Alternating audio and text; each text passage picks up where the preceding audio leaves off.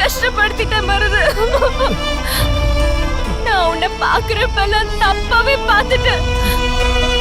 ஆனா உள்ளுக்குள்ள நீதான் என் மருதுன்னு தெரியாமே போயிடுச்சு. உன்னை நினைக்காத நாள் இல்ல, தேடாத இடம் இல்ல. இப்போ அது நான் யாருன்னு தெரியுதா மருது?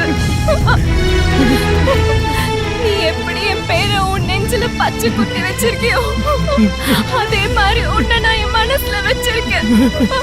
சின்ன வயசுல நம்ம சுத்தின இடங்கள்லாம் இன்னும் என் ஞாபகத்துல இருக்கு. அன்னைக்கு என் பெட்ரூம்க்கு வந்து என் முழு உடம்பு நீ பார்த்த.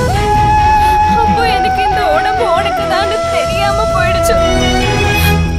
என் அப்பாவோட சூழ்ச்சி தான் இது எல்லாத்துக்கும் காரணங்கிறது என் பெரியம்மா மூலியமா தான் எனக்கு தெரிஞ்சது.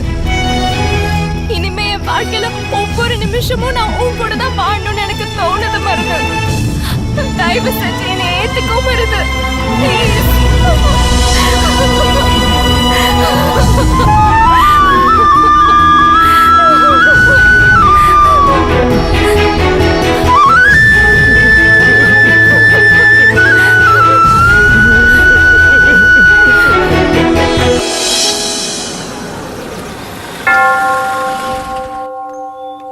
எதுக்கு இந்த இடத்துக்கு வர சொன்னா?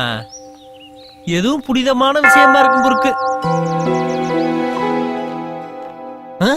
மாப்பிள்ள, உன் ஆள் வந்துகிட்டு இருக்கு.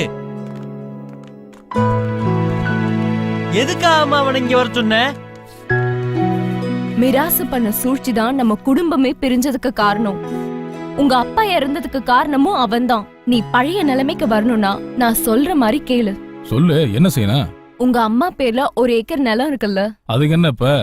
அந்த இடத்துல கிரானைட் கல் இருக்குன்னு சொல்லி ஊரையே கிளப்பி விடுவோம். ஏமா, இது படையப்பா படத்துல ரஜினி என்ன சொல்லிட்டாரு. மாமா, அந்த புள்ள என்ன சொல்ல வருதுன்னா, சதுரங்கிட்ட படம் பாத்தியா? ஆமா. எவன் ஒருத்தனா இருந்தாலும் அவனுக்கு பண ஆசையை தூண்டா எந்த காயத்தையும் சாய்ச்சி புள்ளான்னு சொல்ல வருது. என் அப்பா ஒரு பணப்பேய். என் அப்பாவை நம்ப வச்சா ஊரையே நம்ப வச்ச மாதிரி. இது சொல்றியே நியாயமான விஷயம். மாமா, நான் தான் ரிசர்ச்க்கு படிச்சிருக்கேன்னு உனக்கு தெரியும்ல. அதெல்லாம் உனக்கு எங்க தெரிய போகுது? என் அப்பாவை நான் நம்ப வைக்கிறேன்.